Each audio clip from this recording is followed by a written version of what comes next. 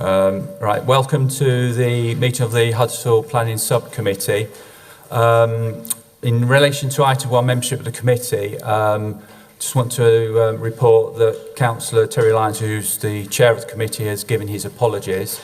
So in the absence of Councillor Lyons, we will need to elect a chair for the meeting. So if members could put forward a proposal and obviously second that proposal, please.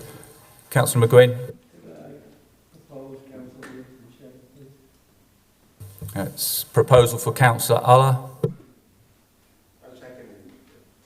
And it's seconded by Councillor Sokol. All in favour? Okay, so Councillor Uller.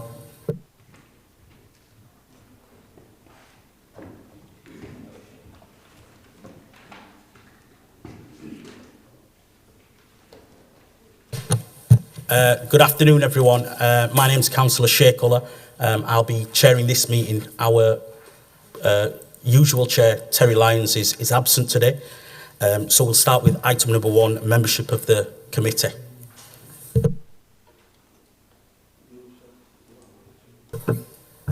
Apologies from Councillor Donald Firth. Cole.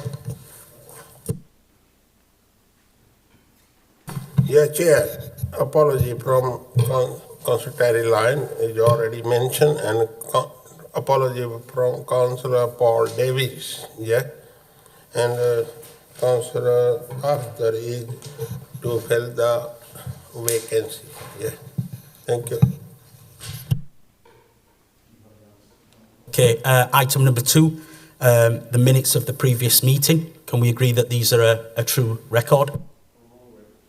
Moved. Second. All those in favour? Thank you. Item number 3, interest and lobbying. I was lobbied on application on page 41 by a resident and no action taken.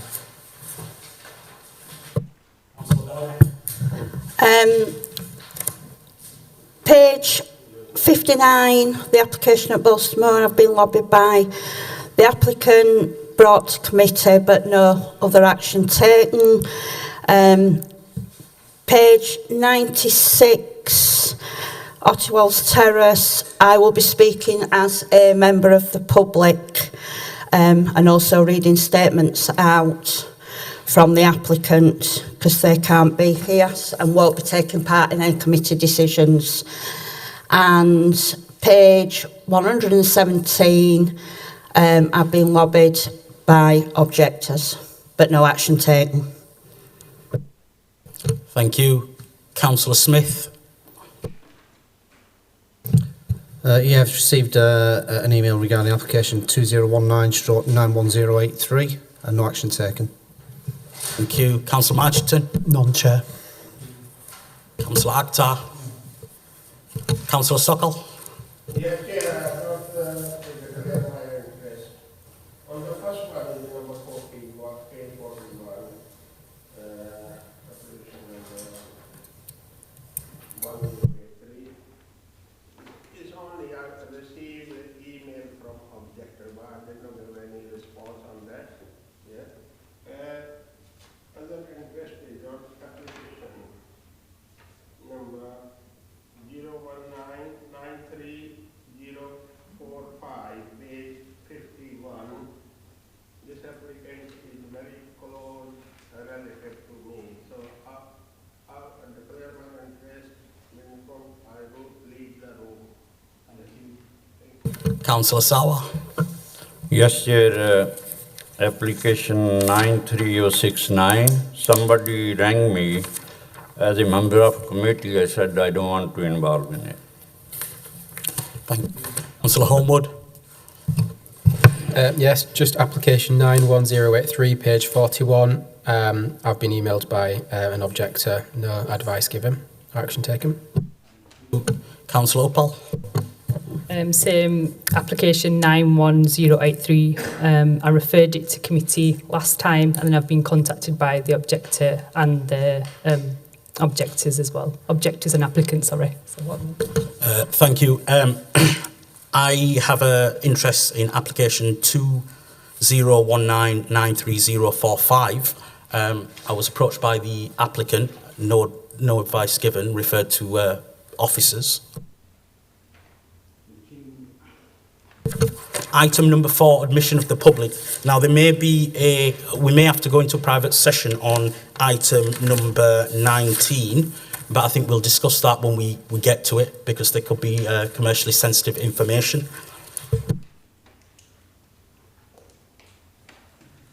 Number 5, deputations and petitions. None received, Chair. Thank you. Number 6, public question time. None, Chair. None.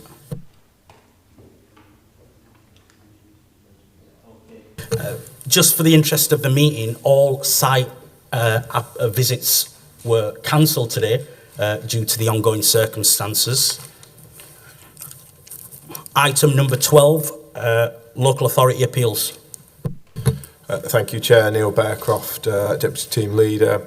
There are 7 appeals reported, 6 were dismissed, 1 was allowed, which was an officer decision. Thank you.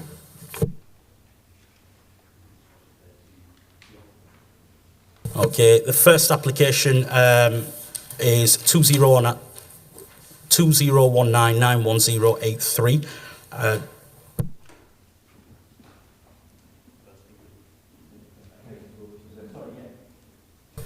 Thank you, Chair. My name's Emma Thompson. I'm the planning officer that's presenting this application to members today. Members have a full report and update in front of them. The application is brought to committee following deferral at December committee last year, where it was brought by Councillor at request of Councillor Uppal for the reasons outlined.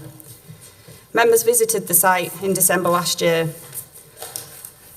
The site is located on Bradley Road, where there is a mixture of dwellings, both in terms of scale and materials. The following slides show the relationship of the site to neighbouring properties. This is the site here, with neighbouring properties either side. That's the existing bungalow from the rear in relation to the property adjacent, the property down below. From the rear again, from the neighbouring garden, and the back garden there. The application has been amended since it came to planning committee. The plans show a 2-storey dwelling with front gable features, where the 2-storey element to the rear projects. This has been centralised with single storey at either side, shown here and here. So from the rear, you achieve this 2-storey element at the back, but it's stepped in. A single-storey garage is shown located within the rear garden here. Any redevelopment of the site should promote good design by ensuring the form, scale and layout respects and enhances the character of the townscape. Taking into account the mixed character of the area, it is considered that a replacement 2-storey dwelling can be supported. The street scene plans show that the proposed building sits comfortably adjacent to neighbouring dwellings. Members should note the context of the Bradley Road area, which I'll just go back to the first slide. Just bear with us. Which you'll note this is the context of the area, which shows a mixture of dwellings. The revised plans have been re-advertised and received representation as outlined in the main report and update. The main issues relate to the increase in mass scale and overdevelopment of the site in respect of those representations. Plans have been fully assessed by officers and considered on balance acceptable, minimising any impact on any adjoining occupant. As such, the development is recommended for approval as outlined in your report. Nothing further to add, Chair. We have some speakers, Chair. We've got Mr. Yousaf, who is the applicant.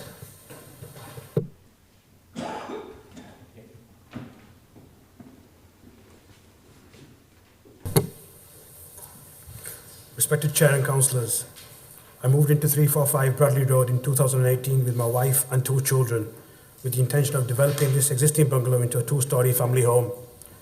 We wanted to carry out a self-build project. This property was of interest as many properties around our home on Bradley Road have been developed. We both work in the vicinity and our children attend the local school. I initially submitted a planning application in 2018 based on a rear and side extension as well as an additional floor above the bungalow. This application was approved following some major amendments. However, once work on the building regulation drawings commenced, it was advised that due to the severity of the amendments, the design was no longer feasible, as more than 90% of the existing structure would need to be demolished. Following this professional advice and being affected by current rising damp in our home, I then submitted a new planning application for the new built house in 2019.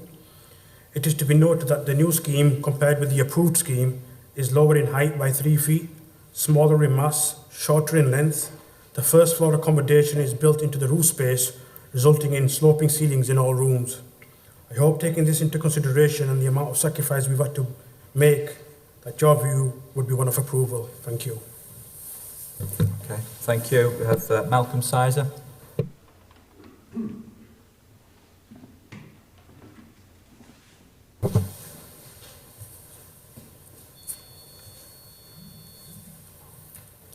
Thank you, Chair. I'm acting on behalf of Mr. Youssef. You last considered this application at your meeting in December last year. Officers at that time were recommending refusal of the plans. However, you deferred the application to allow officers and ourselves to try and overcome your concerns. Officers subsequently advised that the scale of the previously approved scheme should be used as guidance. There has been considerable discussion since with officers, resulting in submission of amended plans addressing the issues of concern that you expressed, of impact on the street scene and the amenity of neighbours. I'm pleased to note that on the basis of the amended plans, officers are now recommending approval. You will note from the plans list update that further objections have been received to the latest plans, but officers remain of the view that permission should be granted. Specifically, with regard to matters which prompted deferment of the application last December, officers consider that proposals do not represent overdevelopment of the site, being of acceptable scale and design, respecting the character of the street scene. I urge you to accept the officer recommendation. Thank you, Chair. That's it, Chair. Committee, Councillor Uppal. Thank you, Chair. It's really good to see the changes that have been made to this application. So, I'm grateful for that. And obviously we have seen a recommendation for delegated approval. The only thing I wanted to raise was that one of the objectives has emailed us regarding adding some extra conditions, and that's around working hours to make sure that they're not antisocial, given that there's going to be construction quite close to their house. They've talked about potential fencing during the construction phase as well. And then obviously they also mentioned about making sure that there's no damage to vehicles or blocking drives. Now, I know obviously the response says that's a private matter, so I would just ask that we try and respect what the neighbours have asked there as well. And obviously trying to avoid any damage to fencing and trees. So I don't know, is that a private matter as well, is it? Or can it be put in a Through you, Chair, much of what was raised, as I've set out in the update, is a private matter between the two neighbours. Thank you. Thanks, Emma. So, I'd be really grateful if you could please take into account and be respectful to the neighbours, because it will be a difficult time for them. But taking that into account, I'd be happy to follow officers' decision on this. Thank you. Councillor Sokol. Yeah, thank you, Chair Simi. Since this application has been deferred and the amended application has been submitted, I think according to the amended applicant has addressed most of the concern of the neighbors. Building has been lowered down in height and length, and no balcony being removed yet. And so I don't think there is any overdevelopment in this new amended plan. Even I was reading the email from neighbor, where he said, while we appreciate that the applicant has addressed most of our concern in the proposed building has been lower in height and length, there is no balcony. So what Councillor Uppal have said if we agree with some of the proposed condition neighbors are asking if we put in place, so I don't think there is any problem. So I think Opal move the recommendation. Yeah, I second that. So we have a mover and a seconder for Rep Officer's recommendation to approve the application. Any further comments from the committee? Okay. All those in favour?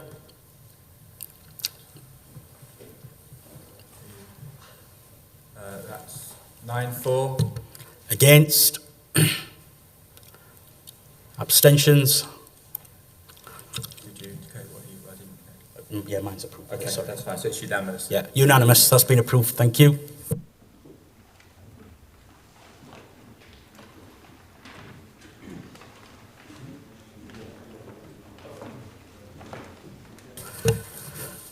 Okay, the next application, page number 51. Yeah, Yeah. I have declared interest, so I want to leave the.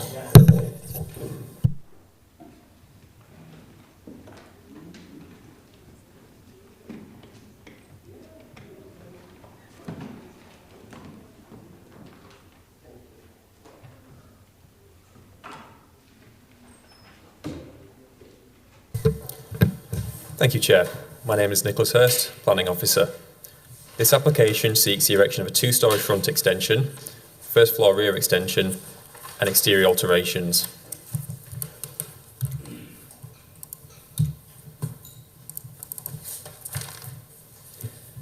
The site is within a residential area, with the property being this one here. The dwelling is part of a long, continuous line predominantly of bungalows, which you can see along the north of the street. This current image shows the existing elevations and floor plans. Please note the projection of the garage from the side elevation, sited there. The two-storey front extension would be erected over the existing garage and to the side. This is the side plan where you can see the extent of the massing over that front garage. You can also see the rear extension there. And this image shows the rear elevation. This is an aerial image of the site where the projection of the front garage may be seen. Please note the neighbouring window and its relationship to the projecting garage, and with a similar photo to the rear. This shows the front up close, and then from the street scene. Please again note the window and the large scale of the roof, which is typical of a bungalow. And finally, a photo showing the context from the rear. The report before members outlines officers' full considerations of the application. In summary, officers hold concerns over the visual impact of the development and that would cause harm to the amenity of neighbouring residents. First, the visual impact. The siting, scale and design of the front two-storey extension would be visually dominating upon the existing bungalow, whereas policy seeks for extensions to be subservient. The bungalow would lose its roof form to the two-storey front extension. The harm of this is exacerbated by it being on a prominent street of mostly bungalows. Officers consider that the dwelling would become incongruous within the area. The erection of the first floor rear extension, while not as visible, would cause similar concerns. Regarding the residential concerns, the side neighbour's window, number 84, is presumed to be a habitable room serving a bedroom. It is less than 4 metres from the proposed extension. This proximity and the siting of the proposed extension to the south-east raises concerns of overshadowing and overbearing. Therefore, officers recommend refusal with nothing further to add, Chair. No speakers. Over to the committee. Any comments? Can I ask the planner, is it possible to amend it so it would be, extend it in some way which would be subservient? Is it possible to amend it? Through you, Chair, given the projection of the garage to the front, any extension on there to the top of that would be notable and prominent. I would also cite in the report, negotiations were approached, however the applicant requested this application to be determined on the submission.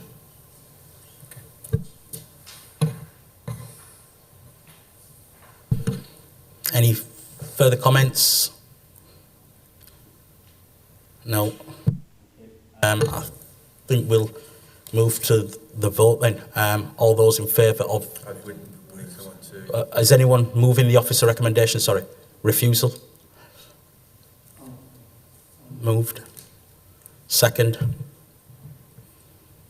We'll move to the vote then. We have a mover and a second. All those in favour for the officer's recommendation for refusal?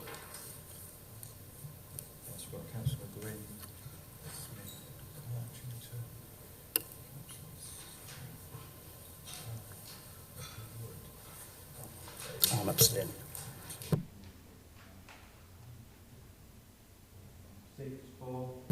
Against?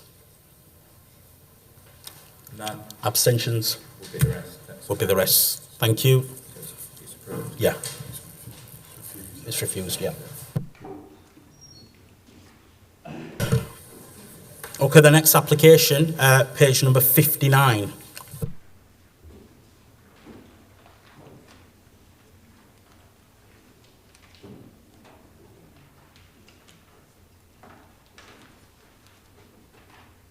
Thank you, Chair. Good afternoon, members. My name is Ellie Worth and I am the Planning Officer responsible for the application adjacent to 7 Drummer Lane, Balstamore. The application seeks outline permission for a detached dwelling with an integral garage within the Green Belt.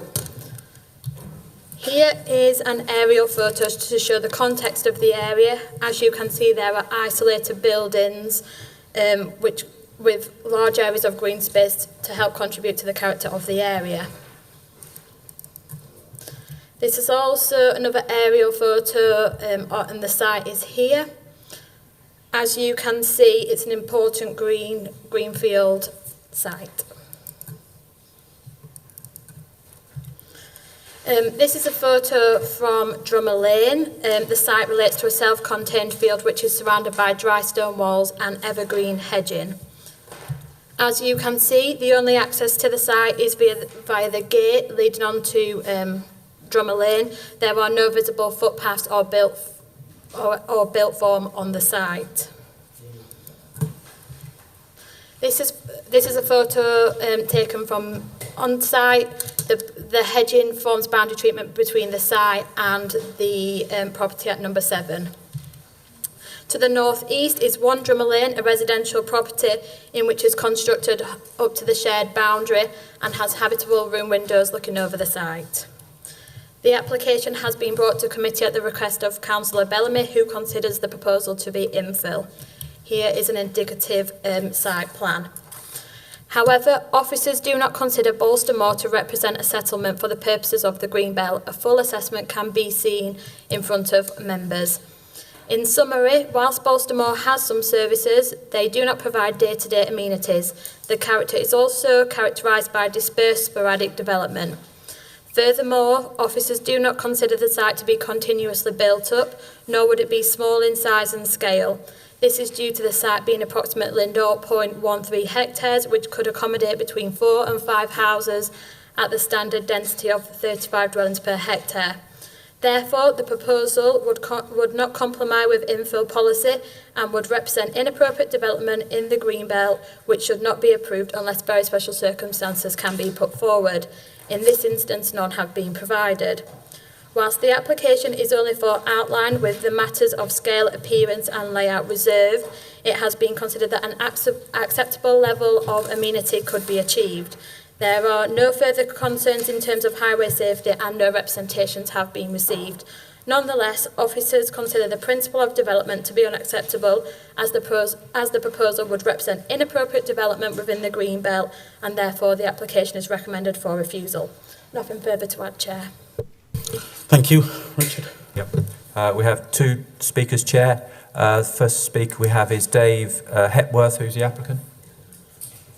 You want to go first? Yeah, okay, so that's Andrew Keeling, who is speaking on behalf of the applicant as the agent.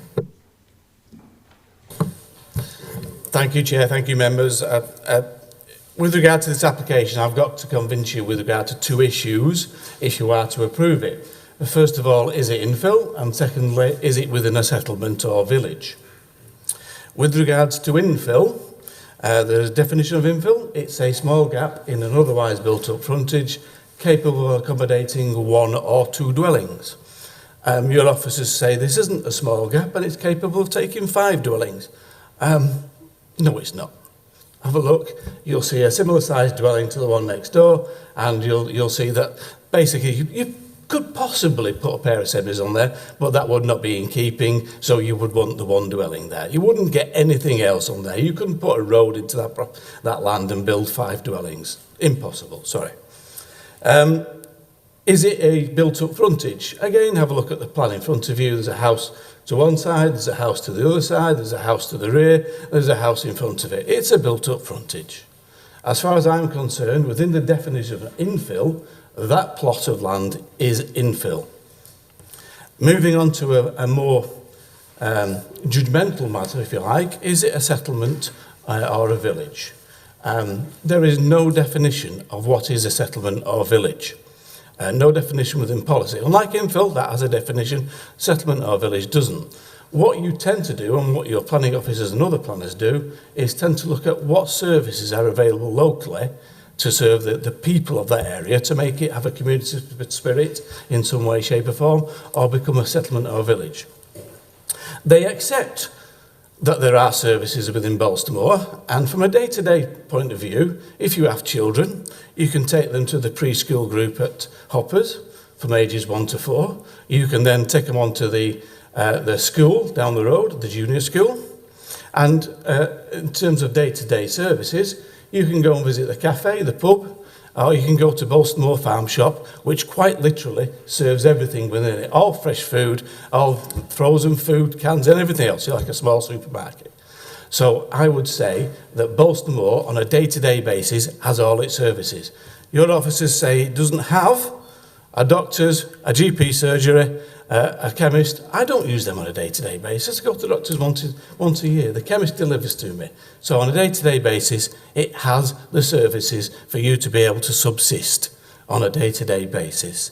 So, Chair, in conclusion, if this place was to go into isolation tomorrow, everybody in Balstamore would still be fed. They could just go down the road and get everything from that shop. It's infill. It's a small gap in an otherwise built-up frontage. Thank you, Chair. We have Dave Hepworth, who is the applicant.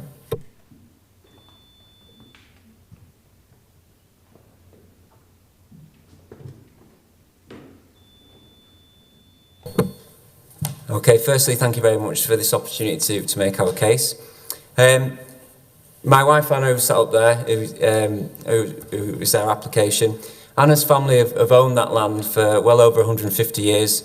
And with no one to take on the farm since her father's retirement due to ill health over the last 10 years, the land has become redundant, neglected and impossible for Anna's dad to maintain. My wife has grown up in the house next door to the land, number 7, at Balstamore, and went to Clough Head Primary School as a child and sees this land as part of her family and part of her heritage. We want the house for us. We want to be closer to Anna's elderly parents, who we want to look after, and it's really important for us that being close to Anna's mum helps us out with our own childcare, which she does a lot of work for us. The land was given planning permission once before in 1973, when the bungalow was originally built next door. Like I said before, we want the house for ourselves. We have a lot of local support from the neighbours, who a lot of them are close friends, and have been really positive about the potential development, which would improve the look of the derelict land. We haven't received any objections. In fact, we've been approached by many local people fully in support of the idea. We know there is some dispute over Balstamore being a settlement, but we use the area regularly ourselves for the farm shop, the pub, the restaurant, the local park with our children and playing fields. Our children also attended Hoppers before starting school. I think the key thing for us is that, for our family, is that we want a family home on land that has no more use for farmland. It's too small to house any animals, can no longer be maintained by Anna's dad, who is now retired due to ill health. In addition to that, lots of properties have been developed around that area, to the back of it, to the side of it, both sides of it, including the former slaughterhouse adjacent to the land, new contemporary dwellings. And in our eyes, in our opinion, it would help improve the land, keep it within our family, and make use of what is effectively just a piece of land that's not going to be used for anything else. Okay, thank you very much.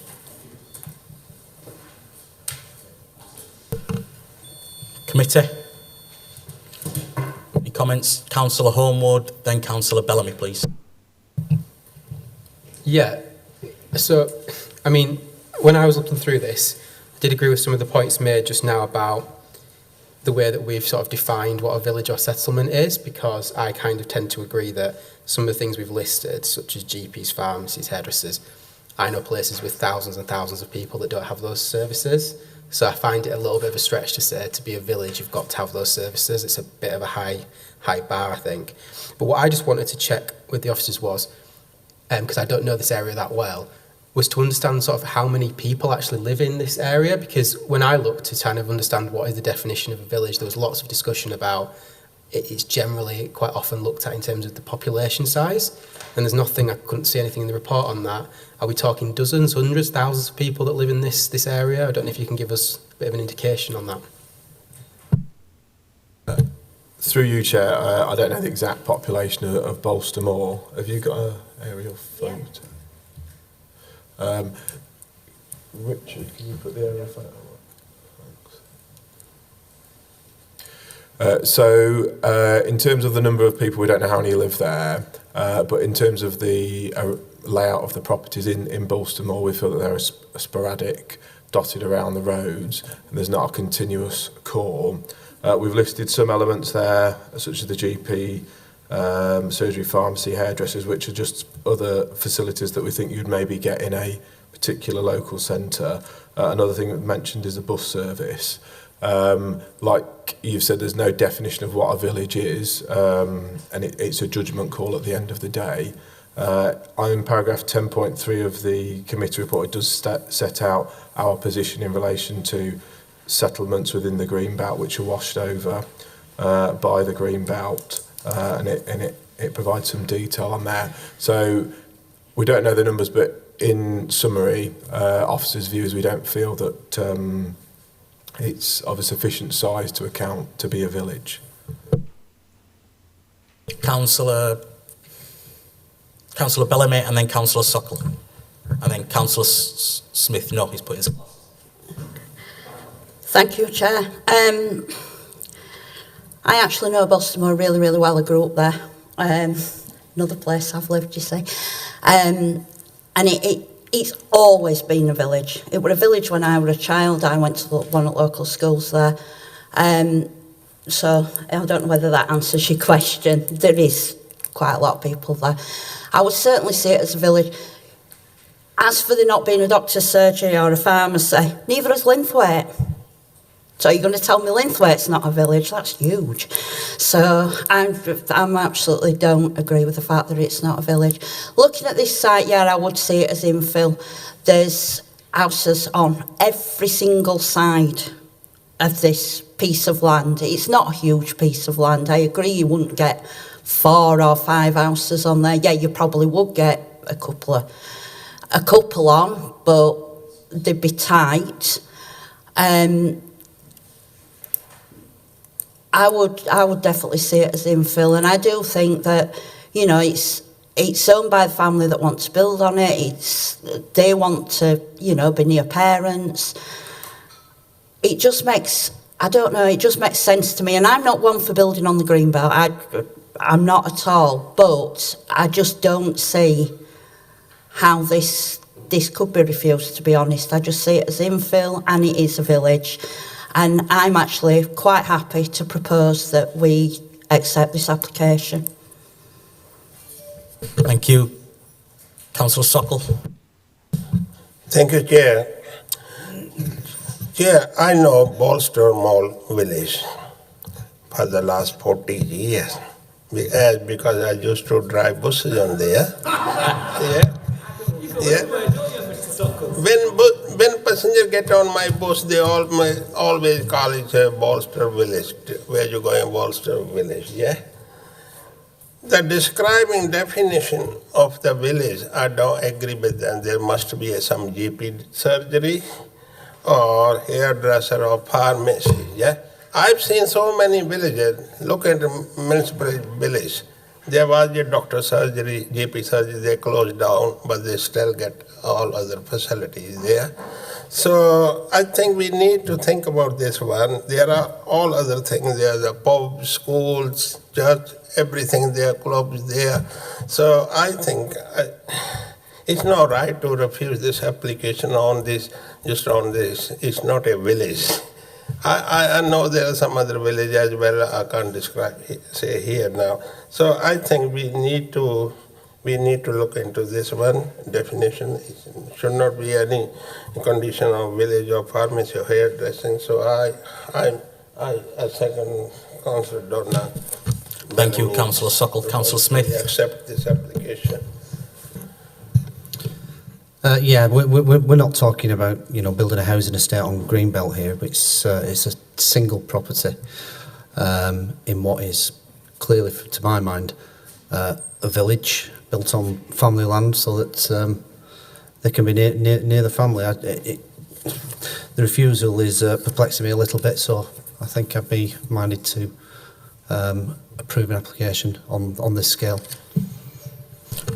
Thank you. Councillor Marchington. Yeah, Baltimore. I mean, I think you'll find there's 200 to 300 people live there. It's interesting because it's part of the township of Goka. It's one of the and it's quite a significant settlement in that area. Same as Scapegoat Hill, Well House. It's distinct. It's got a school. It until recently had a church, which is where Hoppers, the Baptist Church, was where Hoppers was based.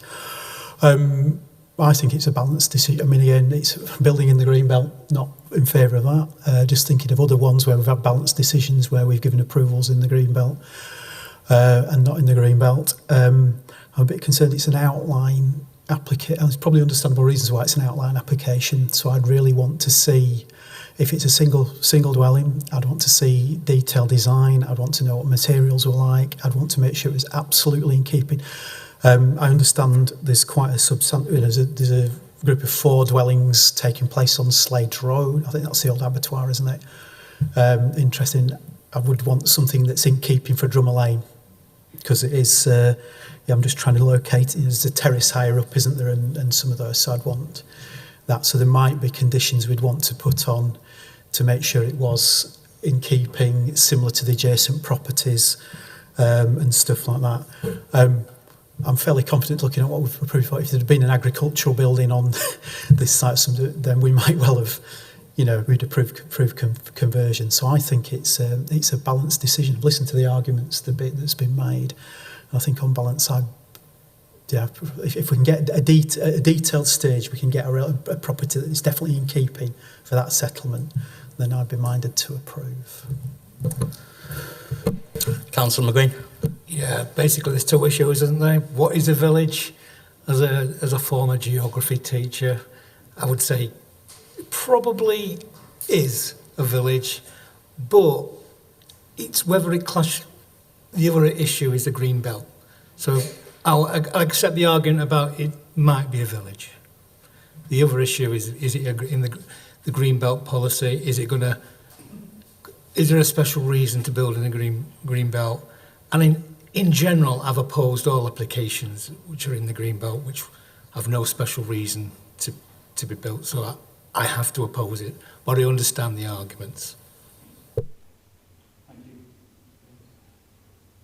Okay, so just in summary of what members discussed, the sort of feeling is from what's been discussed that members feel they're generally in support of the application, with the points raised that they feel that Baltimore forms a village. It has sufficient services such as the shop, the pub, I think a cafe was mentioned, to form a village, and also that the site represents an infill development because there's development either side and also to the rear.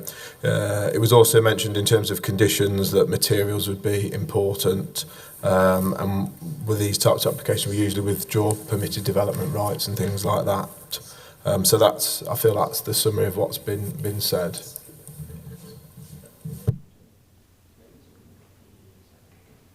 I think we have a mover and a seconder to.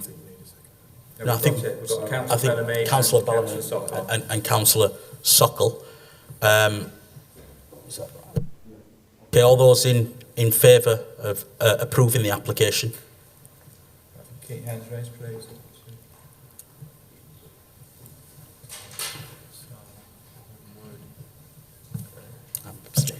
Okay, so that's 1, 2, 3, 4, 5, 6. I'll make that 7, 4. Against? 1 against, and presumably 2 abstentions. Yeah. Okay. Okay, that's been approved. Thank you. Page number 69, Clearwell Golka.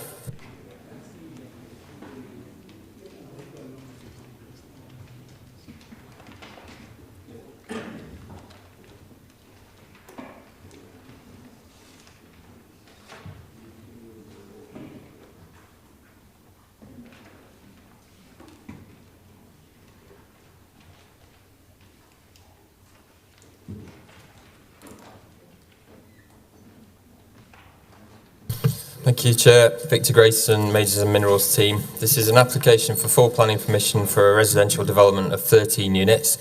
The site is 0.74 hectares in size. It includes the estate road, Hillcrest View, currently under construction through the adjacent site to the east. The applicant for the current application is the developer of that adjacent site, which is outlined in blue on this location plan. This is an aerial view of the site and its context. The site slopes downhill from north to south and forms part of the north hillside of a subsidiary valley that runs northwest to southeast. And I'll just zoom in, to highlight what part of the hillside we're looking at. It's roughly this area that I'm just circling with the mouse, with the cursor now.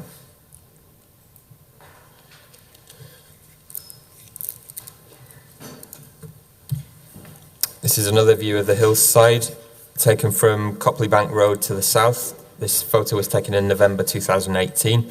Just to the right of the picture is the adjacent site that's currently being developed by the current applicant that I mentioned previously. The site and adjacent land is within the Golka Conservation Area. This is a similar view taken from a similar vantage point in May 2019. And just to clarify how all these sites relate to each other, this is a fairly old, 2017 photo on which I've fairly crudely highlighted 4 chunks of land. From left to right, starting on the left, we have Fullwood Drive, which is a current or an existing residential development. The second site is one of the 3 allocated sites on this hillside that already has outline planning permission for residential development.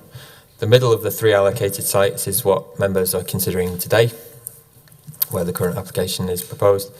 And the third of the allocated sites is currently being developed, as previously mentioned. This is a long view from the east, from Linthwaite. And just if I zoom in again, we are looking at part of this wooded area on the hillside. The newer, lighter coloured buildings are some of the dwellings that have already gone up in the adjacent development that's under construction. And then these dwellings beyond the wooded area or overgrown area is Fullwood Drive.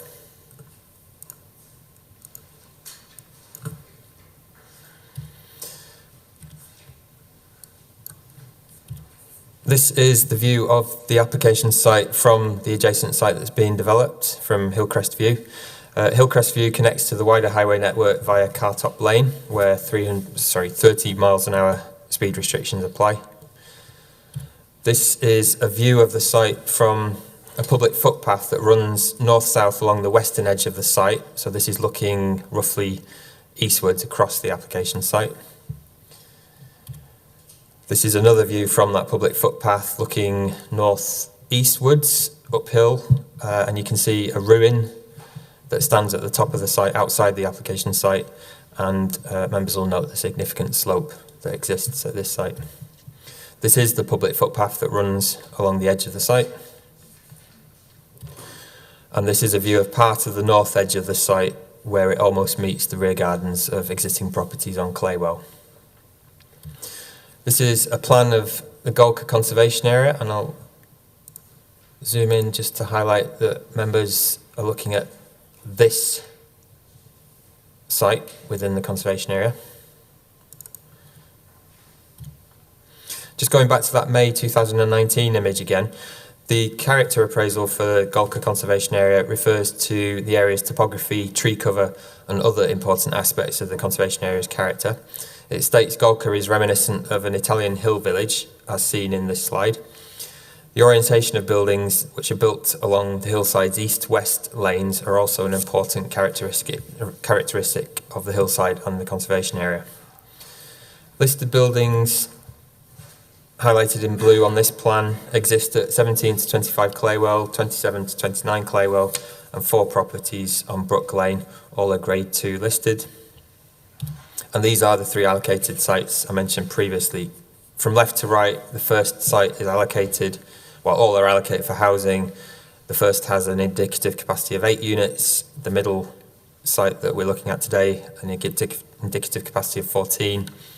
And the site under development, an indicative capacity of 16. However, 19 units have been granted planning permission for this site on appeal. So to illustrate the public rights of way in the area, in purple, members can see the public footpath running along the edge of the site.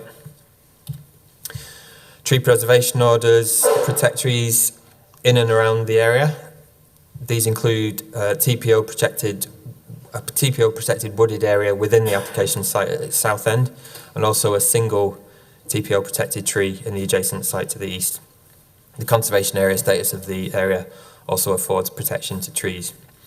In terms of drainage, there is a combined public sewer running downhill under the adjacent site, which connects to a sewer under Brook Lane. In terms of what's proposed, 13 units are proposed, comprising 5 detached, a pair of semis and 2 short rows of terraced houses. All of these are proposed to be arranged around an extension to Hillcrest View, the estate road of the adjacent development, which would then continue and extend to meet the boundary shared with the adjacent allocated site to the west. TPO protected trees would be retained, others would be removed. And just in terms of unit size mix, 9 3-bed units and 4 4-bed units are proposed. A mix of 2- and 3-storey elevations are proposed due to the site's challenging topography. Natural stone walls and natural slate roofs are proposed. The principle of residential development at this site is considered acceptable. The site is allocated for housing, and as mentioned previously, outline planning permission has been granted for this site and the adjacent site in 2018. This is a sustainable location for residential development.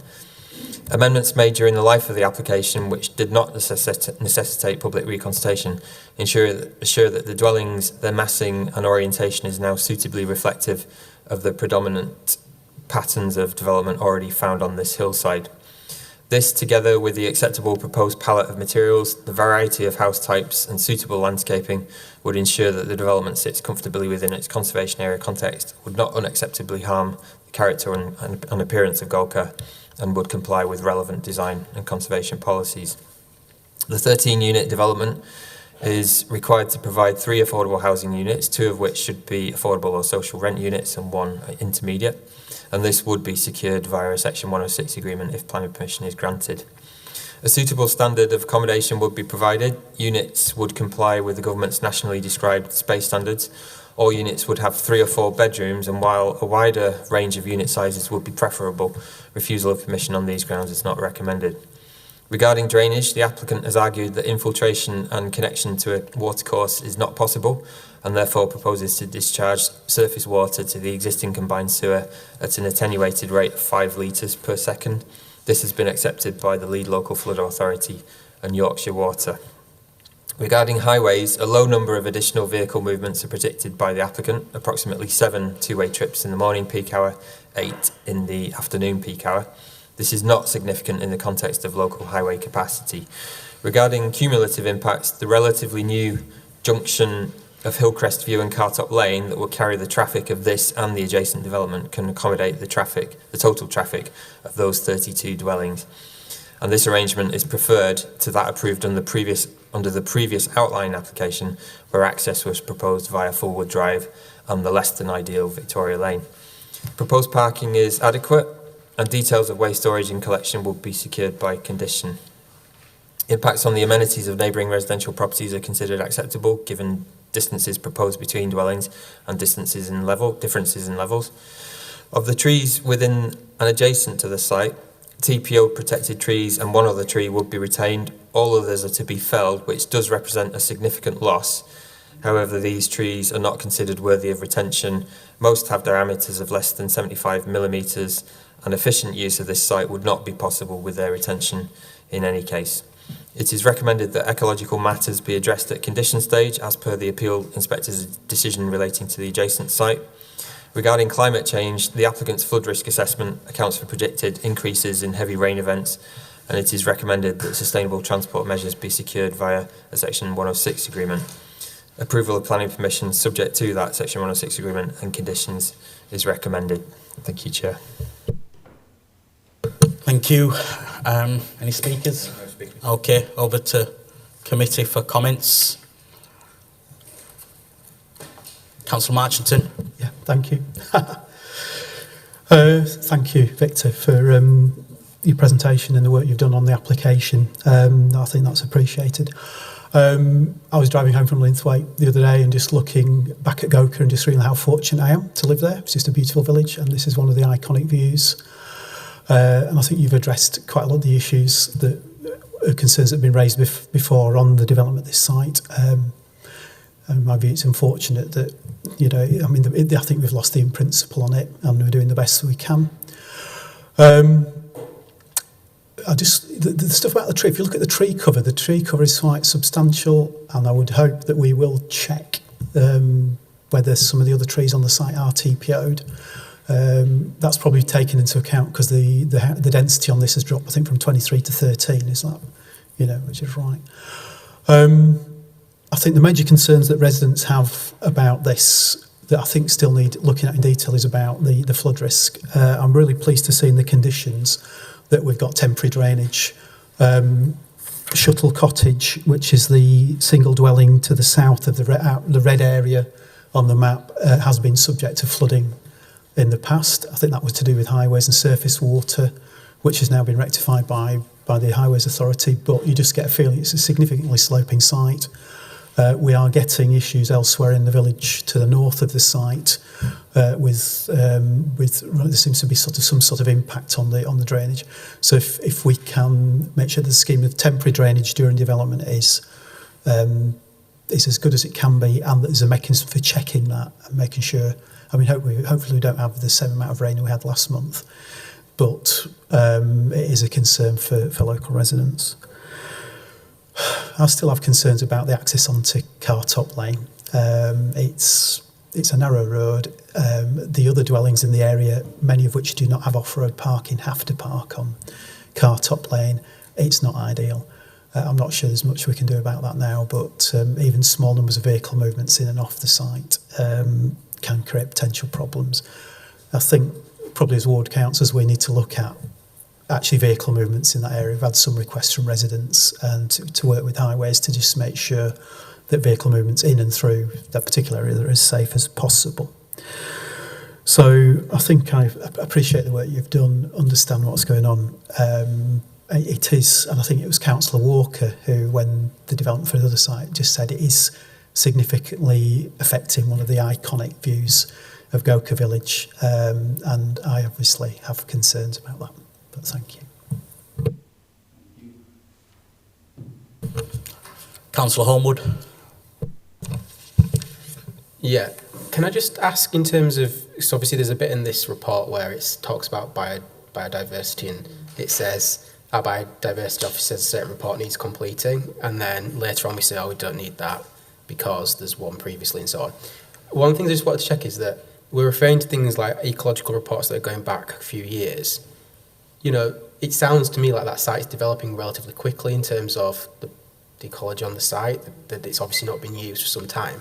I'm trying to struggle in how we can rely on things related to other sites that are from 3 years ago to understand the ecological impact.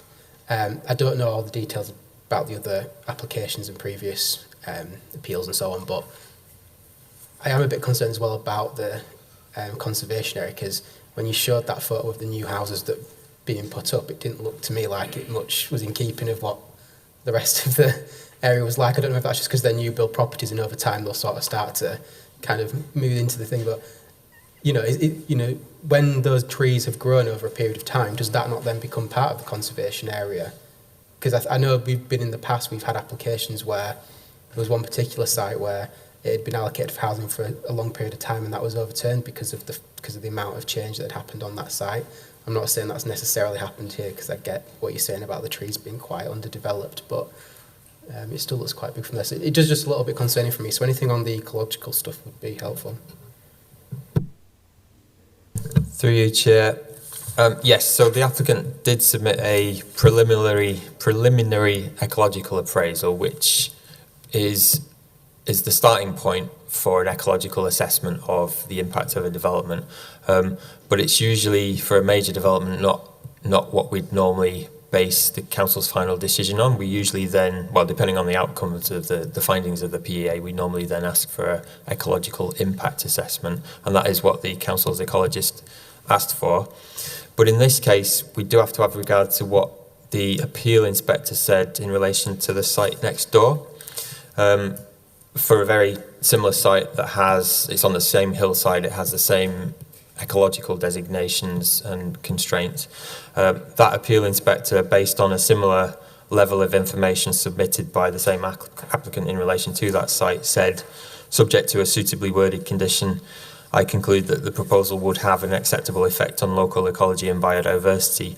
And then he recommended he ruled that a condition requiring further ecological assessment reports be submitted, and that those should demonstrate the required biodiversity net gain, which isn't the approach we'd normally adopt on a site like this, but we do have to bear in mind what's been determined, what's been decided on by the inspector in relation to the immediately adjacent site. In relation to trees, yes, as I said, it is unfortunate that there would be significant losses, but I did mention that the majority of the trees are fairly small in terms of their diameter, their trunk girth, and the tree officer didn't object to their removal. And sorry, Councillor, you'd make another point. I forget what it was.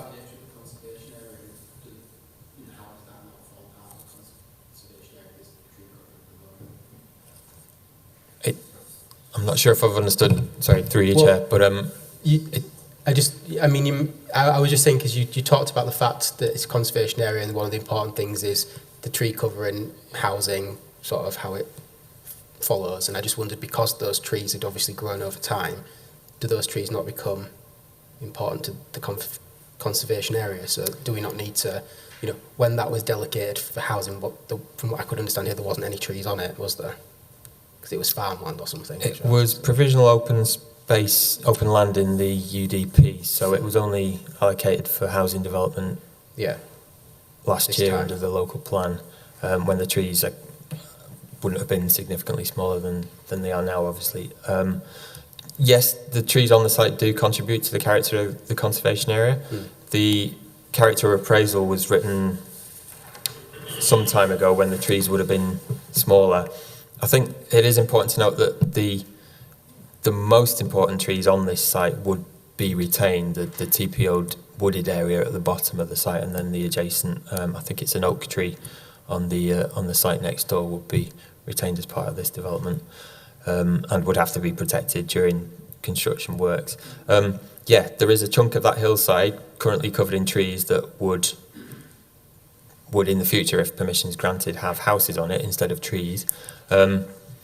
Arguably, appropriately designed buildings can contribute to the character of the conservation area just as retained trees can. And both of those buildings and trees are identified in the character appraisal as being positive contributors to the character of that area.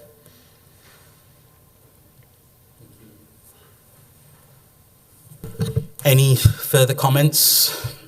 We don't have a mover or a seconder for either or.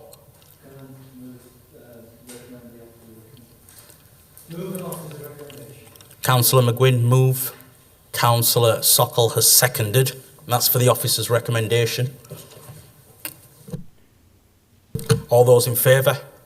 Keep your hands raised, please. Councillor McGuinn.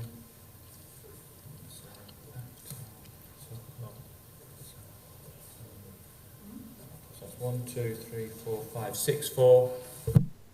Against?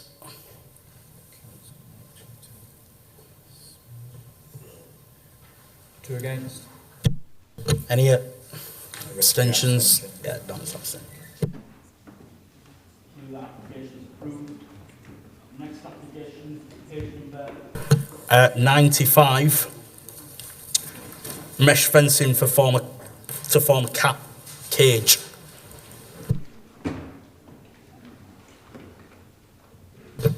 Thank you, Chair. Sorry. Okay.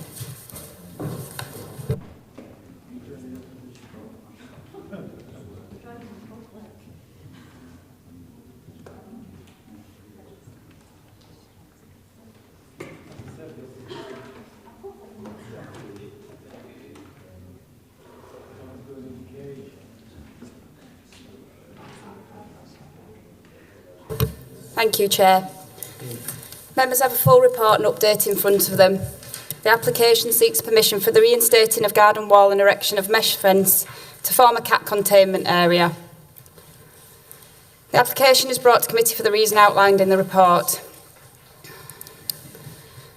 The site is an end terrace property located on the edge of Marsden Conservation Area. The dwellings are typified by low stone boundary walls with gate posts and small front gardens with small hedges and railings. Boundary treatments are kept low. There's a couple of pictures just looking up at Ottewells Terrace.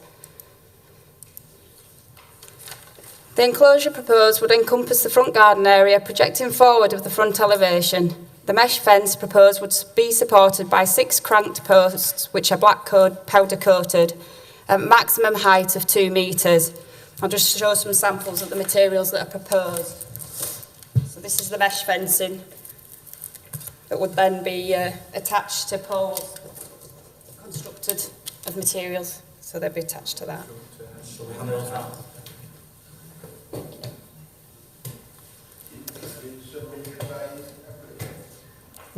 Through you, Chair, yes, those have been submitted to us by the applicant. It's considered that due to the scale, form, siting and materials, the development will fail to preserve the character of the host building and the terraced row, causing harm to the significance and amenity of the conservation area. This harm is considered to be less than substantial harm, for which there is no public benefit considered justifiably to outweigh the harm. As such, the development is recommended for refusal for the reason outlined in your report. Nothing further to add, Chair. Speakers? Yes, we have Councillor Bellamy. Are you going to be speaking on behalf of the applicants? I've got a statement from the applicants that I will read out first and then I'll speak as Okay. a resident. Yeah. Okay. Myself after that. Yeah. Thank you, Chair. This is a statement that I've been sent by the applicants themselves, which says, I am sorry for us that we cannot be here due to coronavirus symptoms, but I'm sure you will agree it's better that we stay away rather than a possible public infection. May I answer Sue Oakley's decision from the Conservation Department, which at the end of the day is all this is falling on. The new cat containment is designed by a professional company. They use the best materials and make what they erect blend in. There are 6 poles, 2 are against the house, so all that will be visible are 4 poles. The mesh between is so transparent you will not see it unless up close. The poles will not take anything away from the conservation area at all. You will see possibly 2 poles, but only if you are looking for them. I really believe more harm is being done to your conservation area by neighbours in the streets you have mentioned than this non-permanent containment will ever do. The whole containment is designed to be non-permanent by not being fixed, for example, cementing.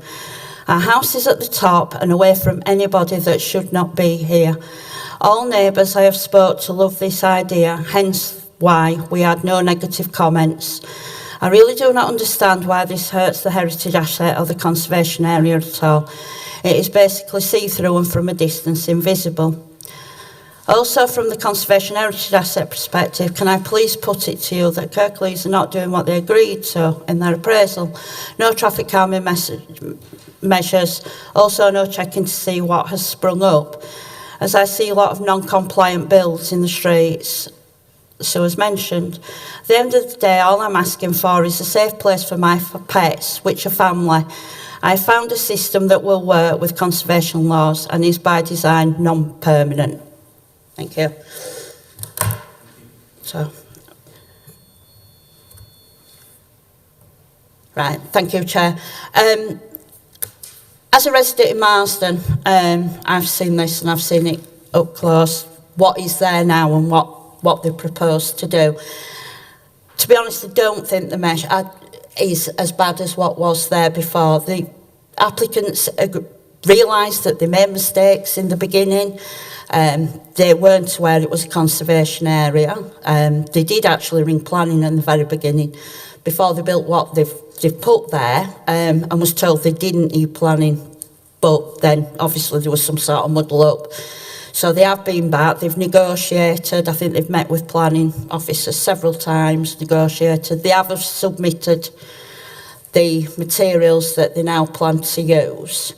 As far as I'm aware, there's no objections from any of the neighbours or any people from around them for this one at all now. I also want to make you aware that there is an online petition that was started for them to keep what is actually there. That petition has 11,003 signatures. It hasn't yet been submitted to anywhere, but it is online and can be found. And like I say, an up to press, it has 11,003 signatures. I've seen it up close. To be honest, it doesn't seem so out there. It is on the very, very edge of the conservation area. And I mean the edge. I think regarding with the road, there was some mention before about the road and not being able to see to get round. I think the meshing now probably solves that problem, even though it's not actually a through road anyway. But I think you'll just be able to see through it. So, to be honest, from a member of the public's point of view, and from a resident of Marsden, I absolutely support that this would be acceptable. And I think they've really worked hard with our planning authority and kept coming in and tried to negotiate something that should be acceptable for everybody. Thank you.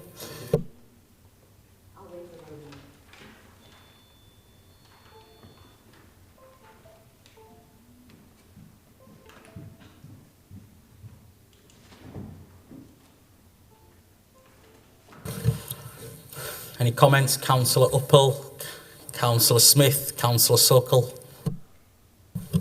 Thank you, Chair. I've still got concerns about the height of it. I think it will still... I mean, it is very lightweight. There's no doubt they've gone back and tried the best, really. Yeah, for me, the height of it, I think it would really stand out. I can't see how it wouldn't. It would impact on the conservation area. I don't know if there's any sort of other compromise that we can make with them.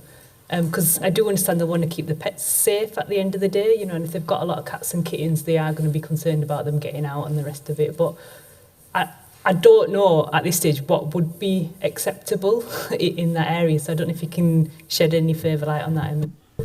Through you, Chair, there have been negotiations with the applicants, and this was concluded to be I suppose the only option for them. So it's submitted as it is and considered on its own merits. Can I just ask, what kind of fencing would be acceptable, do you think? I know you can't see it right now, but... Given the context of the area and the site, and considering that terrace within the conservation area and the points that have been made in the report in terms of its character, when you look at the terrace, all the walls are low. There isn't anything over and above what is already there that would be not non-obtrusive, I suppose. I think anything in terms of scale over and above what's there would detract from that special character that it's got.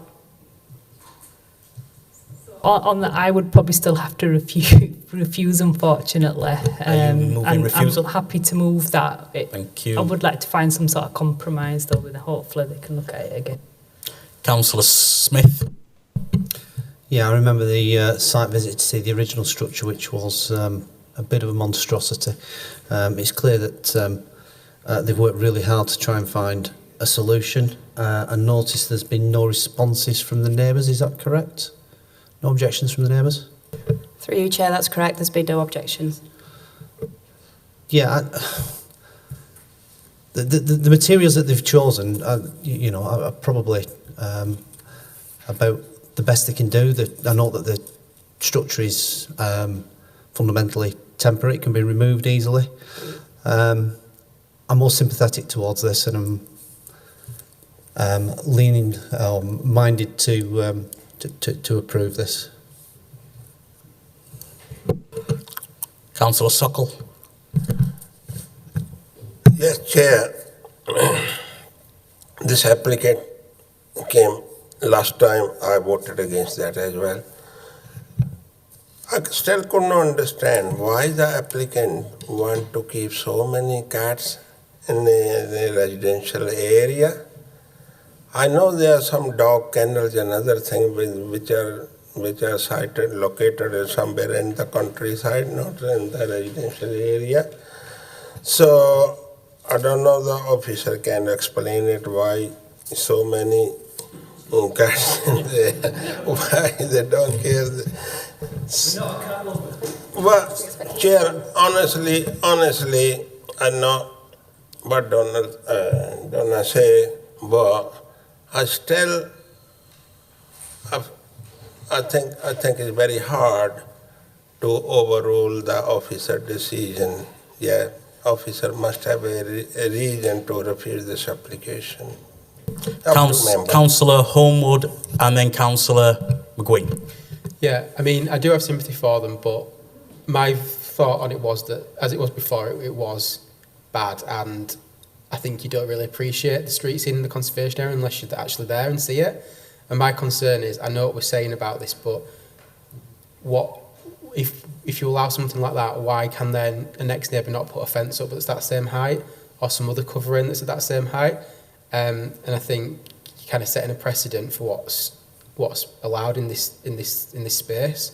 So to me, I just don't see how we can approve this. Notwithstanding that, I understand that they perhaps only wanting to do it for a temporary, say they want to do it for a temporary period and etc. But I just don't see how we can support it. So I'm agreeing with Councillor Poole to support the recommendation of the officers. Thank you, Councillor McGuinn. I was going to say, it's not set in stone, no pun intended, that there should be low-level heights on the fences. It's a lot less obtrusive than it was before. The materials used are a lot better. I have a lot of sympathy. I'm a cat lover myself, and if you're not a cat lover, you probably don't understand why they're looking after so many cats. They're very nice people. I am minded to go against officers. I've gone with officers' recommendations all today, but I'm minded to not accept officers' recommendation on this, purely on the basis I'm a cat lover.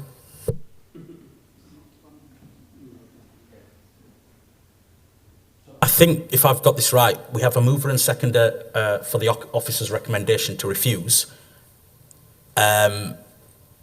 I think Councillor Smith did, and I think from what I sense that Councillor McGuinn is as well. It's fine. It won't be.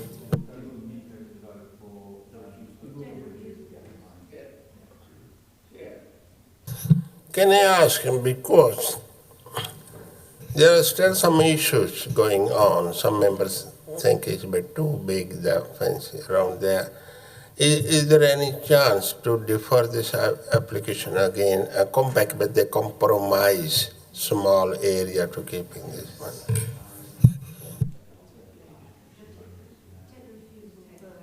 Okay, we'll take the recommendation, the officer's recommendation for refusal first. All those in favour? Just keep your hands raised, please. This is to refuse. Refuse. In line with officer's recommendation. This is to refuse the application. This is what we're voting on now. Right. We'll get to that stage. I've got 3, 4 refusal. That's in line with officer's recommendation. Against? 2. 2 against. Abstain. Abstain? So the officer recommendation is approved. So the officer recommendation is approved.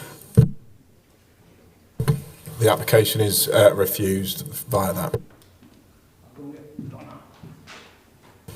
Okay, the next application, page number 103.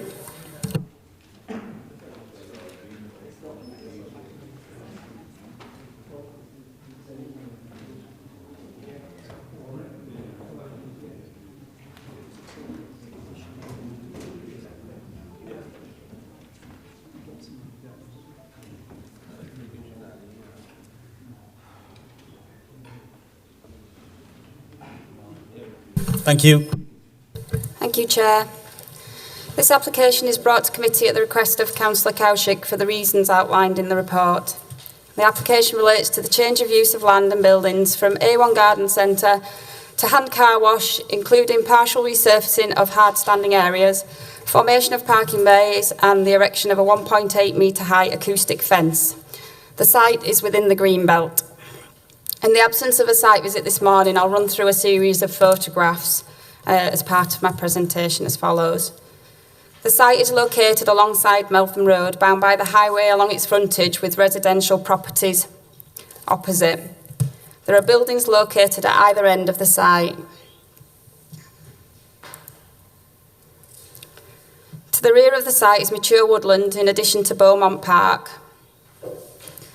These are just a few more slides that just show the site frontage. Residential properties opposite. A public right-of-way runs from the road up to the rear of the site, which has views into the site. This is the site just down below. You can see the site stood on the footpath at that point. The site plan shows the proposed layout with use of existing access and egress points. The application is accompanied by a noise report, reliant on the erection of a 1.5 metre acoustic fence along the site frontage. As set out fully in your reports at point 10.2, officers have been unable to conclude as to whether the land is considered to be greenfield or brownfield. Regardless, for the purposes of determining the application, Chapter 13 of the NPPF regarding green belts is relevant. It's considered that certain forms of development other than new buildings are appropriate in the greenbelt provided they preserve the openness and do not conflict with the purposes of including land within it. Included at Part D is the reuse of buildings provided they are of permanent and substantial construction and also material changes of use. Thus, provided the scheme preserves the openness of the greenbelt and does not conflict with the purposes of the greenbelt, it need not be inappropriate development in principle.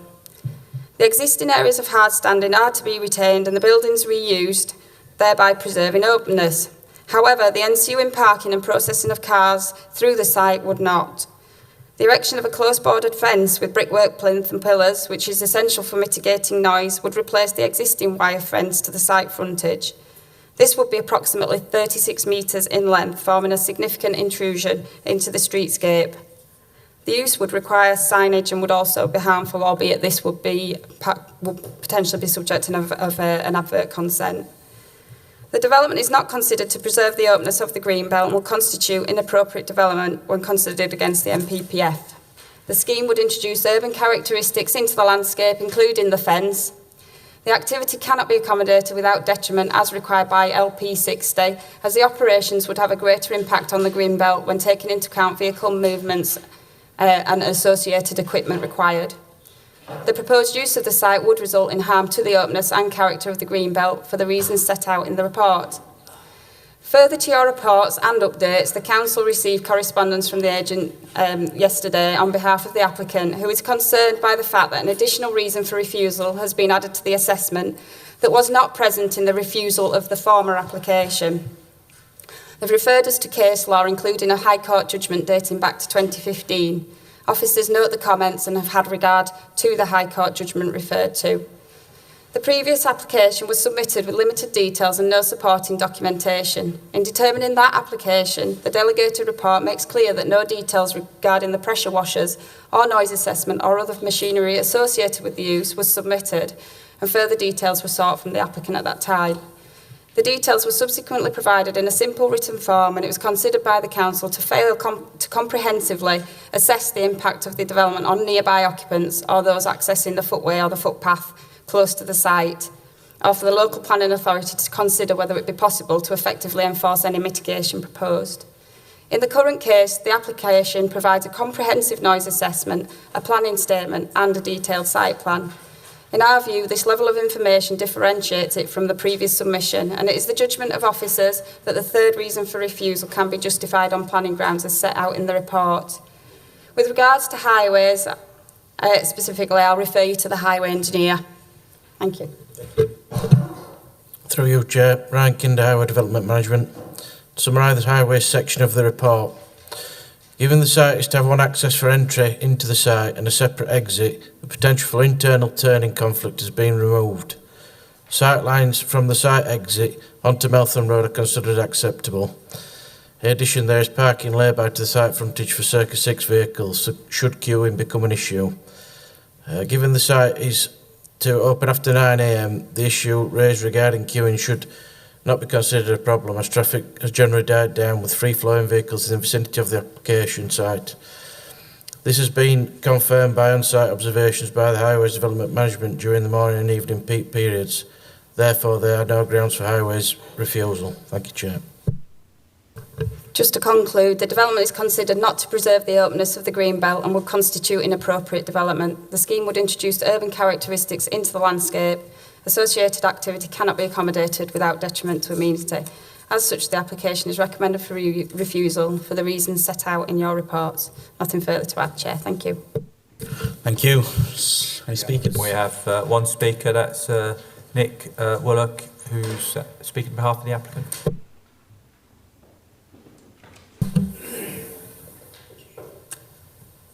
Thank you, Chair, members. The officer's assessment essentially boils down to objections to the proposed fence and the temporary presence of cars and washing equipment having an impact on the green belt. The site has been in previous business use but has been vacant for 6 years and is now increasingly a derelict eyesore.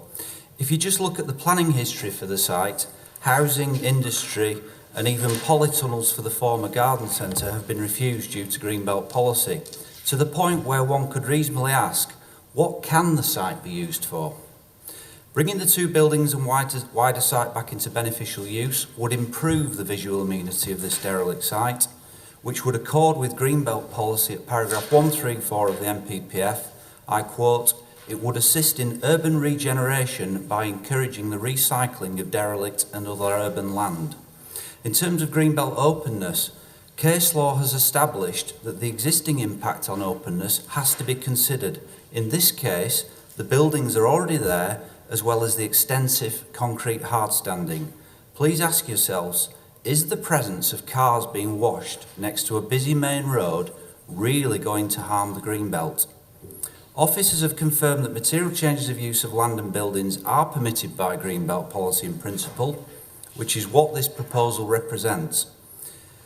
In terms of the proposed fence, which is the only physical structure proposed as part of this development, there is a high mesh fence, if we could look at the photograph, and wall already on the site. And we have offered either a transparent perspex fence or a solid fence made of wooden stone panels. We don't mind which type of fence it is, but this is a minor issue in the context of the proposals to create 5 full-time jobs. Approval of this application is supported by highways officers as well as environmental health colleagues in respect of noise. And as the statement in the committee report from local ward member Councillor Korshik has commented, I quote her, this brownfield site has fallen into disrepair and has been vandalised. Bringing the site back into beneficial business use would be an improvement to the area rather than the dilapidated vacant site it is at present. The impact on the green belt would be negligible as the site would not have any new buildings. Any impact of temporary equipment associated with this business would be much less than that of previous businesses that were situated on this site. Members, this derelict brownfield site isn't going to go away of its own accord and needs to have a useful purpose. There is an opportunity here to create 5 full-time jobs in what is looking like a very bleak economic situation ahead. Thank you. That's it, Chair. Thank you. Committee. Comments? Councillor Smith, then Councillor McGuinn, then Councillor Sokol.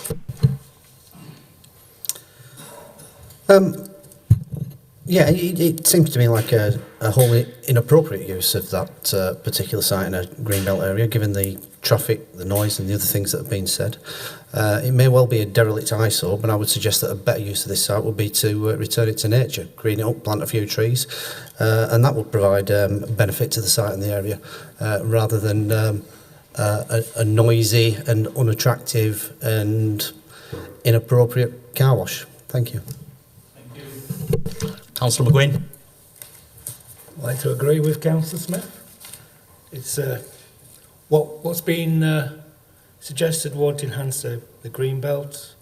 We've noticed it's going to be obtrusive, noisy, inappropriate development, and you've got to think of the effect on the nearby residents. So overall, on balance, I would move to accept the officer recommendation.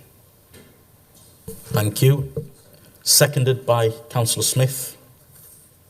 Councillor Sokol.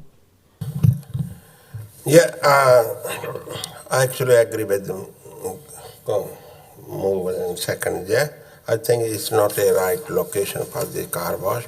There is another car wash just on the Lockwood Road. It's not too far from there, which is causing already problem to bus lane, buses and other traffic there. And this one is a very busy road. And opposite side there are bungalows and houses. It will affect them. Yeah.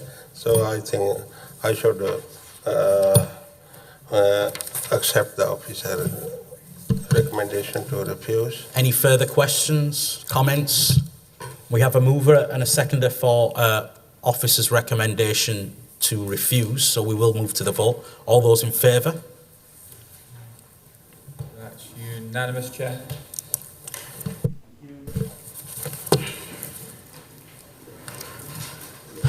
Next application, page 117.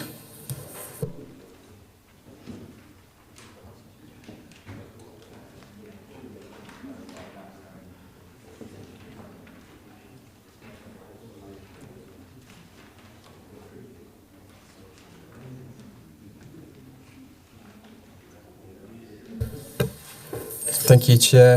This is an application relating to land at 172 Gilroyd Lane, Linthwaite. It's an application for full planning permission for a residential development of 18 units.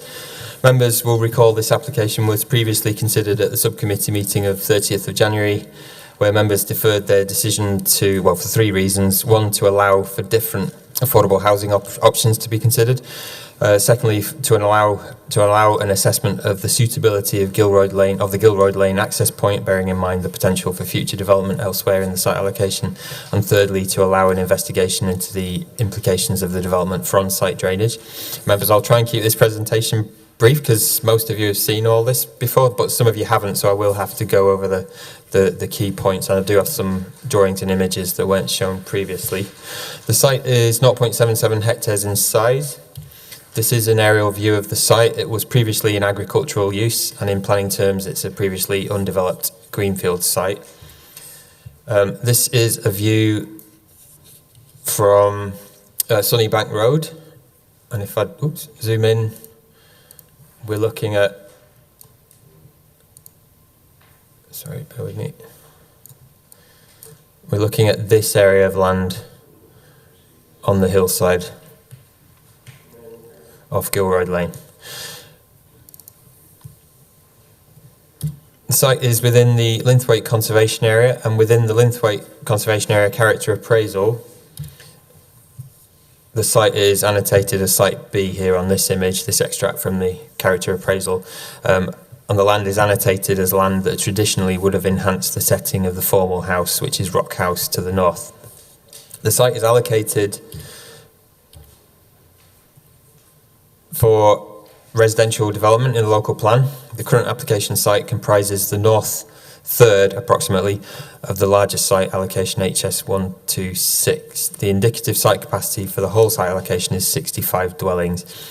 The principle of residential development at this site is considered acceptable, and members will recall that outline planning permission has previously been granted for residential development at this site. In terms of drainage, combined public sewers run across the site with a sewer junction in the centre of the site. Sorry, just to remind members, we're looking at this area here. I'm circling with the cursor.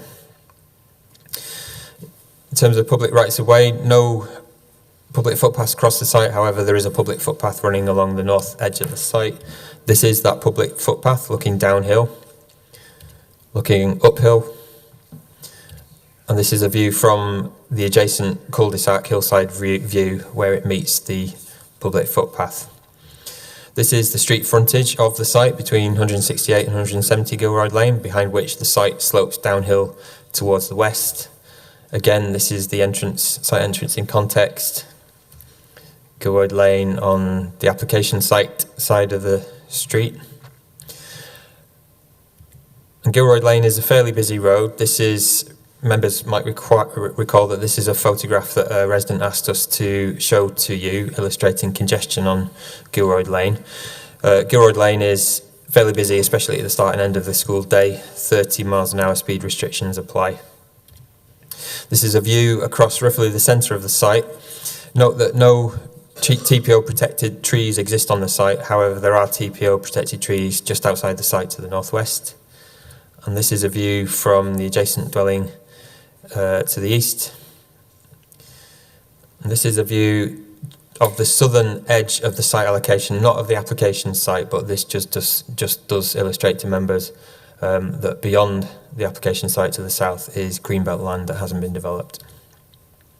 So the proposals have changed during the life of the application from a 17-unit scheme, shown here, to the current 18-unit scheme, which now has an estate road extension or spur, allowing for access to the rest of the allocated site to the south. Reconsultation was carried out during the life of the application in light of these changes, although the last amendments to the spur and units 1 and 2 on this image didn't necessitate a third consultation. 18 dwellings are proposed arranged around a serpentine estate road extending from the site entrance towards the southwest corner of the site. This extract shows the extent of the site allocation just to demonstrate that the spur would allow for access to the rest of the allocated site. The plan also shows the attenuation tank proposed at the end of the estate road beneath a private drive. 14 detached and 4 semi-detached dwellings are proposed. All will be 3-bedroom houses. This is a street scene AA, which is part of what will be seen from the opposite side of the valley. Street scene BB, this is what residents to the east would look out onto, albeit from an elevated position. And these site sections illustrate the challenging topography of the site. Some levelling of the site would be necessary to accommodate the development and to achieve acceptable road gradients. However, no material is to be imported to achieve this. 6 house types are proposed. Members will recall from the previous presentation and the 2 committee reports that the proposed designs were considered acceptable. Impacts on heritage assets are also considered acceptable. Regarding the 3 reasons for deferral, starting with the issue relating to affordable housing, this 18-unit scheme is required to provide 4 affordable housing units, 2 social or affordable rent, 2 intermediate.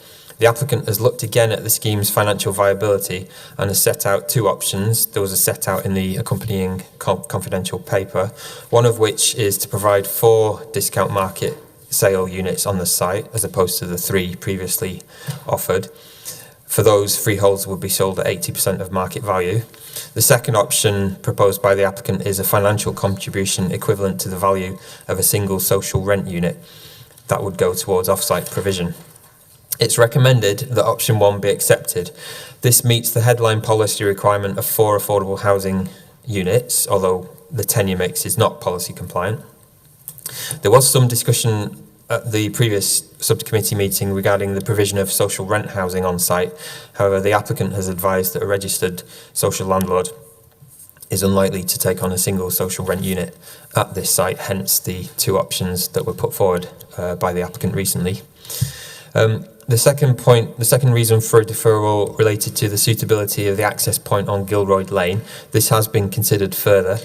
Highways Development Management officers have confirmed that adequate build-outs and visibility displays are proposed and that the proposed junction would be adequate for the proposed 18 units and or for the 65 units that the wider site allocation could accommodate.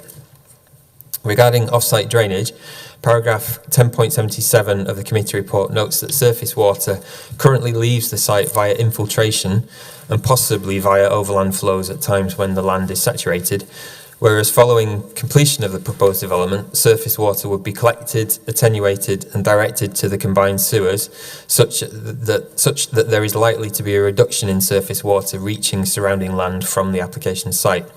Effectively, the proposed development would result in currently uncontrolled discharge being brought under control. And just to add, the lead local flood authority yesterday commented, advising just on that specific issue that the discharges from the site would be restricted to pre-development greenfield conditions of 5 litres per second. This will reduce discharges from the site for heavy storm periods such as the 1 in 100 plus 30% climate change event. Another query was raised at the last committee meeting regarding bat surveys. A bat habitat survey has been carried out, and in the comments made by the biodiversity officer, he raised no objection to the proposals and requested no further survey work. As per the previous committee report and presentation, unit sizes would comply with the government's space standards. Drainage matters have been resolved. Other highways matters, aside from the junction that was discussed a little while ago, have been satisfactorily addressed. Neighbour amenity impacts would be acceptable given distances between existing and proposed dwellings, and the trees and other planning matters have been adequately addressed. In light of the further information provided by the applicant, further assessment carried out by officers following the previous decision to defer, and the applicant's increased affordable housing offer, which in terms of unit numbers is now policy compliant, approval of planning permission subject to a Section 106 agreement and conditions is recommended. Thank you, Chair. Yes, we have 3 speakers. We have Stephen Byram, who's the applicant.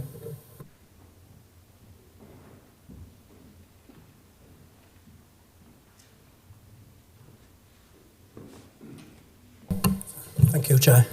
I think I've been here before, 1 or 2 people probably seen me here before. So I'm the actually builder, I own the company. We've been building in Colne Valley for over 25 years, a number of schemes, and we're used to dealing with difficult sites in terms of gradients and overall, that's what the Colne Valley exists of. So in terms of this site, we actually bought this site in 2017, understanding it might take 12 months to come through the planning process. We have submitted an application in 2018, January 2018, and we're still here. In terms of where we are, we employ 40 people in the Colne Valley. I live in the Colne Valley. We employ people, from the Colne Valley, and we have done for a number of years. We operate a successful business, and we work hard to maintain that, and we will do for the foreseen years. So we bought this site basically assuming it to be a natural next step from where we are. So we've got to the point now where it's quite critical for us to, in terms of keeping the employment going, to keep the staff that we've got, because we never anticipated it takes so long to come through this process. But we are where we are, and we do feel we have given quite a long way. Bear in mind we had original viability, which said we didn't have to have any contributions on this site, but we've accepted its circumstances, the changing plan, the adopted plan. We've done all that, and we've now come forward with what we think is more than a fair offer in terms of this land. And I accept some people might not see this as acceptable because it's greenfield, but we bought this land with an outline planning permission. We didn't get that. We bought this land with an outline planning permission, and Kirklees this is an adopted piece of land within the own designation for residential development, and hence we bought it on that basis. So we would just automatically assume that's fine, because we don't make the rules. We build houses, but we don't make these rules. So I think officers and members might want to think about that. Okay, that's it. Thank you. Thank you. We've got Martin Huddleston.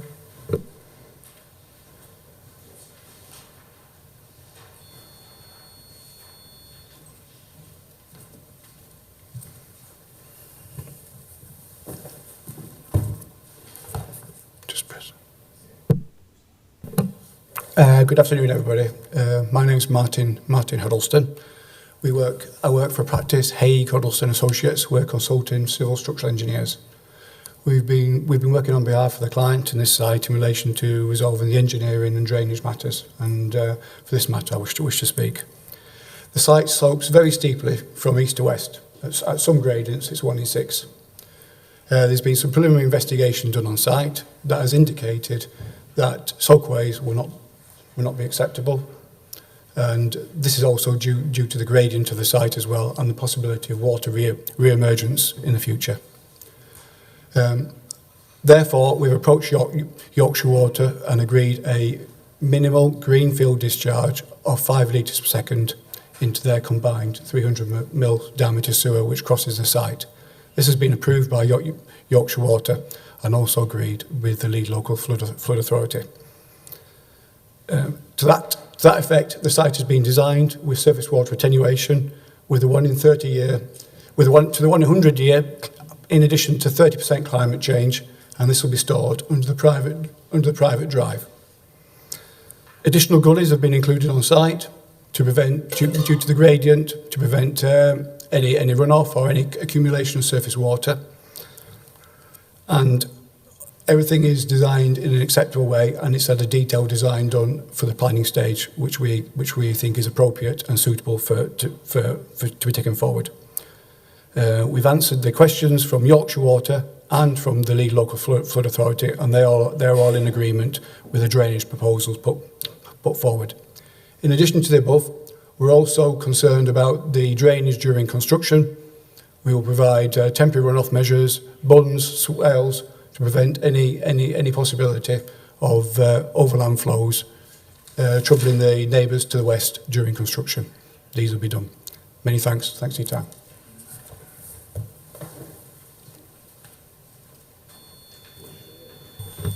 David Story.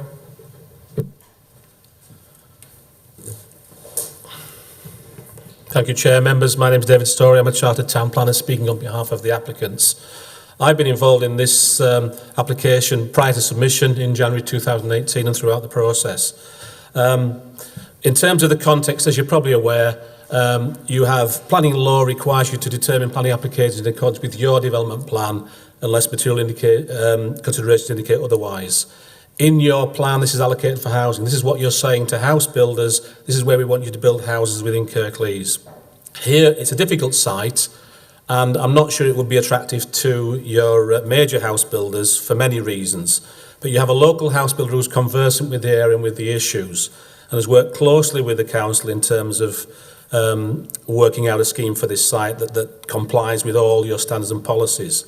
In your report, you'll see that all statutory consultees raise no objections to the application, so we deal with and comply with all requirements. In terms of the space standards, we actually exceed the national government space standards and internal sizes for development. It was deferred at the last meeting, obviously, to consider the affordable housing offer, drainage issues and the access. You've heard from your officers that the access complies with all highway requirements and drainage is acceptable, and actually it makes it better for neighbouring residents in controlling runoff in a controlled manner. In terms of affordable housing, what's on the table for you is an offer of 4 discounted market houses on the site, which accord with the definition of affordable housing, and they will be discounted in perpetuity. So it's not a one-off, it's in perpetuity through subsequent resales, or a financial contribution that equates to the delivery of 1 for a registered social landlord unit on site, or providing 1 on site. But you've heard of the difficulties of providing 1 rented social housing on site. So that's what's before you. And as I say, you have an application here that's allocated in your local plan for housing. You have a scheme that it complies with all relevant policies, both national and local. And you have a viability report, which you're all aware of, which show the constraints. A local developer who develops quality development in the area, who's prepared to compromise on profit margins to deliver on this site. And I would commend the officer's recommendation to you. Thank you. Committee? Any comments, views? Yeah, this one's now. Councillor Bellamy, Smith and then Marchington. Thank you, Chair. This is a difficult one and it is a challenging site, and I will completely agree with that. It is on a hill. I think what the applicants come back with for the regarding the discounted housing and stuff is extremely good. I've still got concerns on drainage, to be honest. Knowing the Linthwaite sewerage system that doesn't take what's there at the moment, we regularly get what we call Linthwaite's famous Linthwaite fountain or geyser when it pops and it throws up in bottom. I do think, but looking at this, I can see that, you know, something has been done. There's obviously been discussions taken with Yorkshire Water. So generally, I mean, I think, you know, Byrams are known for building good quality houses, and they do. I will say that they are good quality houses, and I do think they try and work well with local residents and all the rest, you know, rest of it. And I know they employ locally. I'm just still not 100% convinced on this drainage thing. So I'll listen to what other members are going to say before I make any sort of final decisions. Thank you. Thank you, Chair. Okay, I noted what I took from that in the report in terms of the water runoff situation is that with the work that's going to be done in terms of the attenuation tank, the anticipated flows are going to be well within what's required and indeed better than the current natural state. Is that a reasonable assumption? Through your chair, yeah, that's correct, yeah. Thank you. I also note the point that the owner of the business made about supporting local businesses and staff. I take that on board fully. I also note how they have worked closely with officers to try and square some of the difficult circles around this application. So I'm very pleased with the affordable housing solution, and I'm minded to support the application.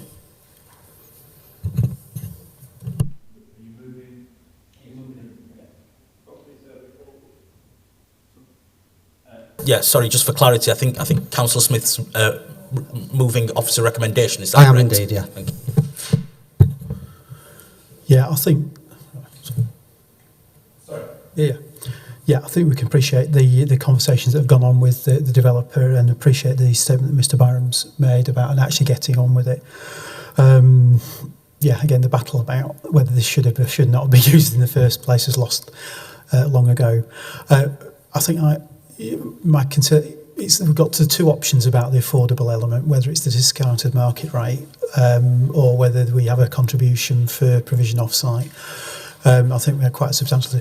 I think the contribution that will be made off-site would enable us to build. Given the current position the council on doing that and supporting that, we would probably get more affordable rent or social housing off-site rather than the discounted market rate on-site.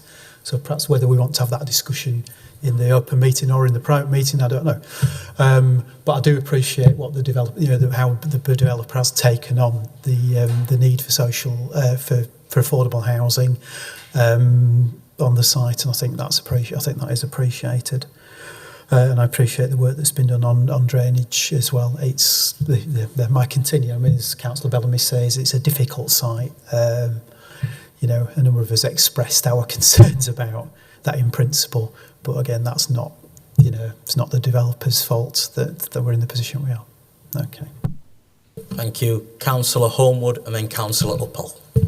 Chairman, was just in relation to the affordable housing. So, I mean, I don't think I'd be saying anything that's I shouldn't say, but are we planning to go into a private discussion, or are we happy to have it now? I'm happy to wait if that's the case. I think what we'll do is we'll go into a private session now and discuss some of those issues that have been raised and brought up, if that's okay. Can I propose that we move into private session to discuss the matters in item 21? Yeah. Seconded as well by Councillor McGuinn. Thank you.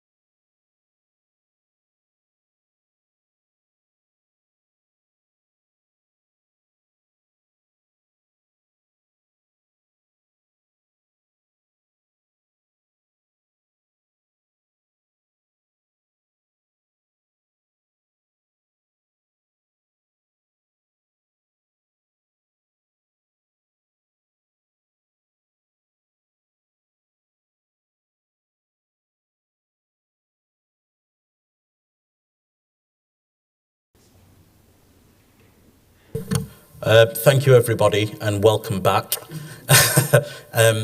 Just a few more comments from the committee, I think there is. Harpreet. Okay, thank you, Chair. Obviously, we've had a bit of a discussion. Quite clearly, I think the developers worked really hard and, added in this additional discount market sale.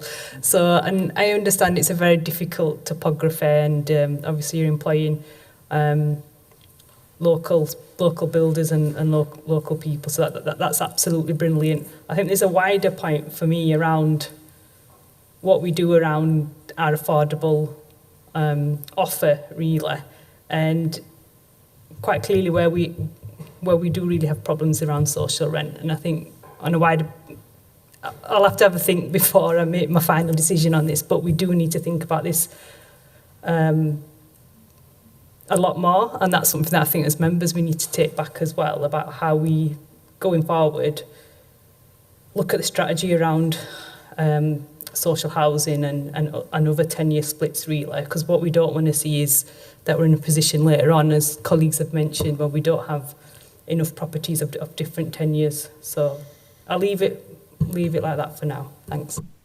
Thank you. Any further comments? Councillor Homewood? Yeah, my comment just was to say that I'm happy to accept the officer's recommendation in terms of the housing, affordable housing offer.